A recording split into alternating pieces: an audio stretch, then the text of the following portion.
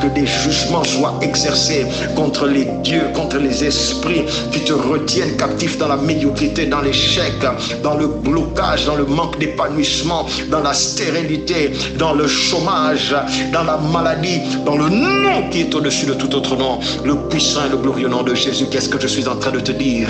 Je te dis que même les esprits ne font rien pour rien. Même les esprits ne croient pas en la gratuité, oh mon Dieu. Oh mon Dieu, même dans le monde des esprits, la gratuité n'existe pas. Même dans le monde des esprits. Arrête, frère. Nous avons cette maladie dans nos églises. Nous avons cette maladie parmi les chrétiens. Nous avons cette maladie parmi les enfants de Dieu, de toujours aimer la gratuité. Arrête avec ça, mon frère. Arrête avec ça, ma soeur. Arrête de toujours vouloir la gratuité. On doit tout te donner gratuitement. Tout ce qui se fait à l'église doit se faire gratuitement. Et c'est ça la mentalité que plusieurs d'entre nous amènent à l'église.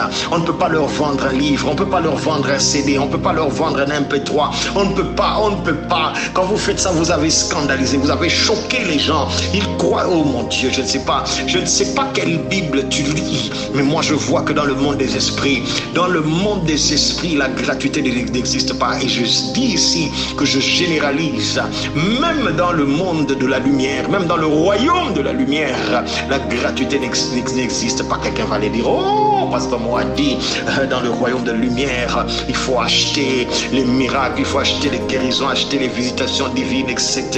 Oh mon Dieu, que Dieu te pardonne. Si c'est ça que tu entends, que Dieu t'aide, que Dieu t'aide. Ce n'est pas ce que j'ai dit, mais il y a un principe dans le monde spirituel, que ce soit le royaume de la lumière comme le royaume des ténèbres, c'est que il n'y a rien pour rien. Il n'y a rien pour rien. Et le sacrifice, je viens te dire, Psaume chapitre 50 verset 5, c'est Dieu qui parle, rassemblement mes fidèles qui ont fait alliance avec moi par le sacrifice. Même Dieu reconnaît le sacrifice, même Dieu requiert des sacrifices. Genèse chapitre 15, Dieu dit à Abraham, oh, je te donnerai ce pays en possession. Abraham lui dit, comment saurais-je, comment suis-je garanti que tu vas me donner ce pays?